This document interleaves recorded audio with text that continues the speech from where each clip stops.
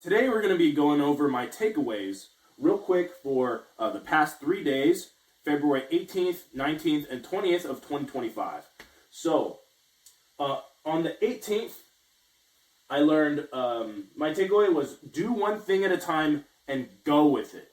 So, I'm noticing that one of the issues that I'm having is that I have so much time to learn, but not a lot of time to execute. So, there is a huge imbalance there.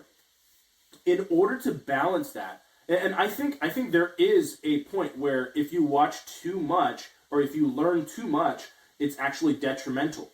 So that's what I'm taking away now. I have so much time to learn. I watch so many videos, I listen to so much content, and all the content is really good in and of itself, but the reason why it's not being helpful anymore is because I'm watching too much of it without executing. So it's going in one ear, out the other, without any of that, visceral learning. The muscle memory is not being trained.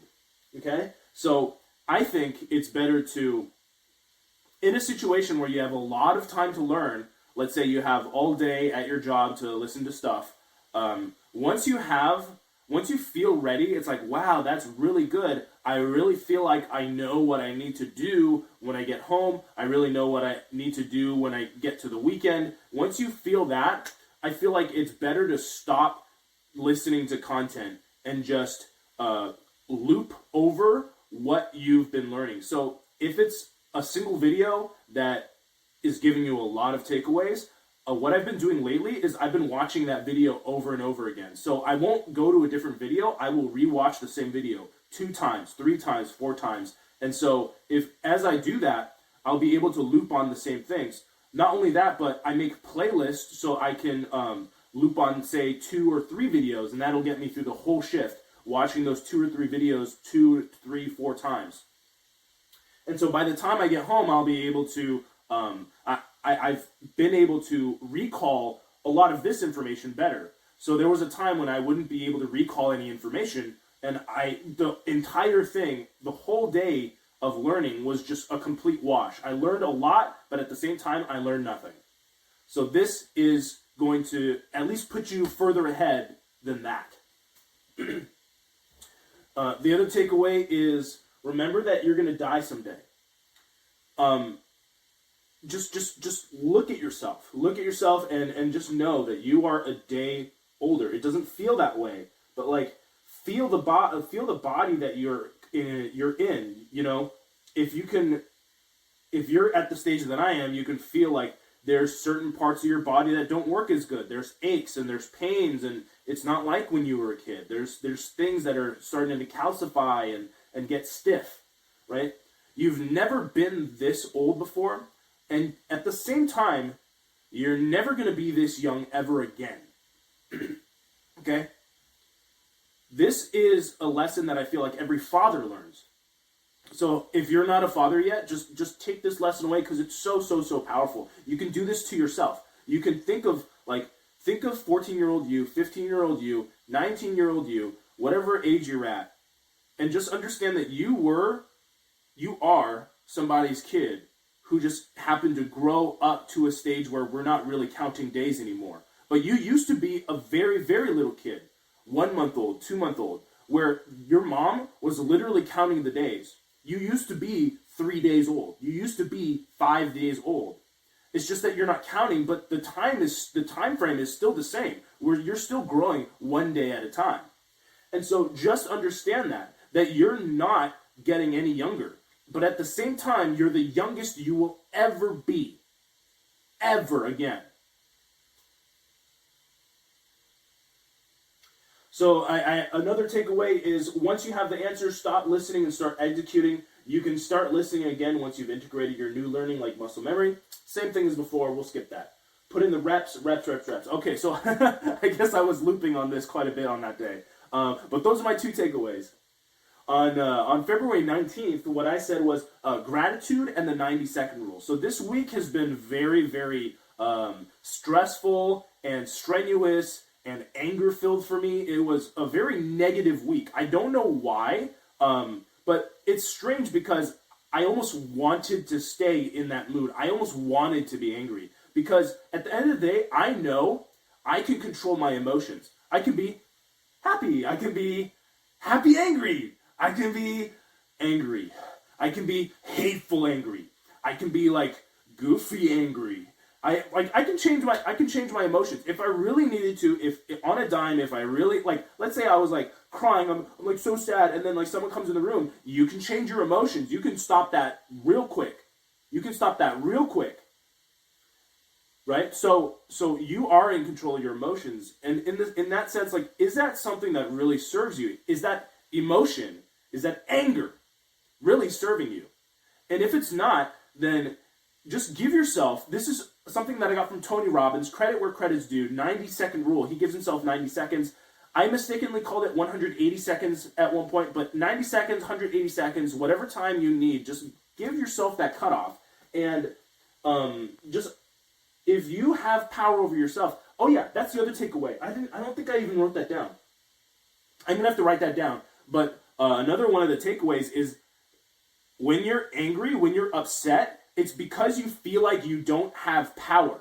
If you don't have, you feel like you don't have, I don't want to use the word control, because that is, I don't want to use the word control, but it is that you don't feel like you have control over yourself. You don't have mastery over yourself. You don't have power to change your own circumstances, if that makes any sense, right? So because of that, that's why you get angry. That's why you get upset. You start blaming other people. You start thinking, why me? Because you don't have the power, you don't have mastery, you don't have agency, or at least you don't feel like you do. The moment you reclaim that, the moment you reclaim responsibility over yourself, power, agency, mastery, then you will find that the anger goes away. Because why would you be angry when you're the one in control? Are you angry at yourself?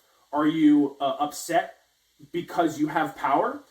These things don't make sense. So if you have power, you have no reason to be angry. I'm not talking about power over other people. I'm talking about power over yourself. Self-power, self-agency, self-mastery. Okay? By remaining angry, you let the inner demons take over. Okay? You're literally poisoning yourself by being angry, by staying angry, by not claiming that power over yourself. Remember the wonder of creation. So that's another one. If you don't have power over yourself, just okay, if you want to be that weak, if you really want to be that weak, just look out and experience nature, experience life. Look at the sky, look at the birds, look at the ground. Feel the ground you're standing on. Look at the distance and see all of these things that man created, that was created, like God created, right? So it doesn't matter why you think it's there, but it's there and it's beautiful. Just take a look at it, enjoy it.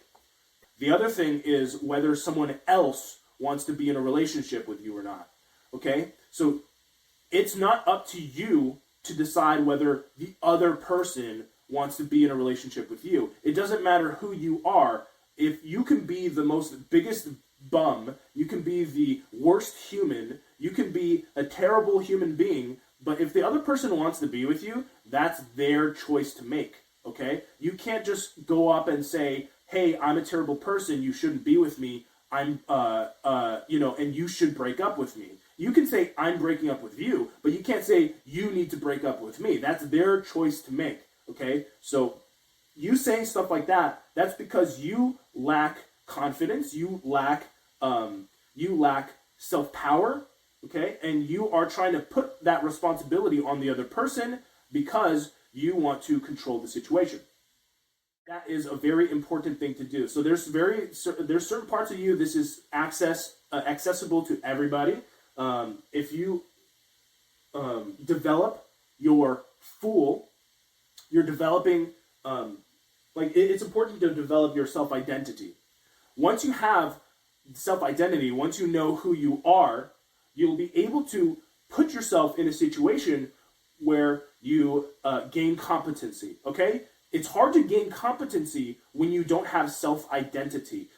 Self-identity, in my opinion, is the higher version of self-confidence, which is the higher version of self-esteem. Self-esteem is a scam. Nobody cares about self-esteem. Self-esteem is stupid. Self-esteem is not something you should strive for. Who cares about self-esteem? Okay? And I'm not going to build self-esteem in my children. No self-esteem. I don't care about self-esteem. What I'm going to build is that's better than self-esteem. How about self-confidence? How do you build self-confidence? I don't know. So go one step further. Self-identity. Okay, we're just trying to build self-identity. Who are you and what do you want? Okay? So there is a certain part of you that wants to people please, kowtow, and mold yourself, bend yourself to the will of other people. Okay? And that is a great sense of comfort. But from that situation, the next step up is self-identification. Who are you? And that is the fool. The fool breaking off into his own adventure. Okay? That's very important. Without that, every other part of you will break down. If you don't know who you are, if you don't claim your self-power, if you don't believe that you have the agency to do what you want to do, and if you don't claim responsibility for yourself, everything else will break down. So that is so important at the first. So once, and this builds on each other, so it iterates. So once you have a vague idea of what you want, whether that even be, I have this and I don't want that, so I'm just going to break off into the void and just figure it out from there, that's fine too. Self-identify. From there, you can gain competence, because now you're starting to work for yourself. You're not working to please other people, because when you're pleasing other people, you're not present, you're not learning, you're not gaining that momentum for yourself. If you have self-identified, now you're starting to ask questions like, how do I do this? Why is it good for me? Where's the win? So once you have those kind of answers for yourself, even if it's vague, you can iterate on it, loop, and get better as you go on. But once you identify yourself, then you can build competency. Okay? Start working towards your goals. Start figuring out what you want. Okay? And once you do that, that builds you up. That gives you muscle rather than you being plugged into some other person's system and them draining you. Okay?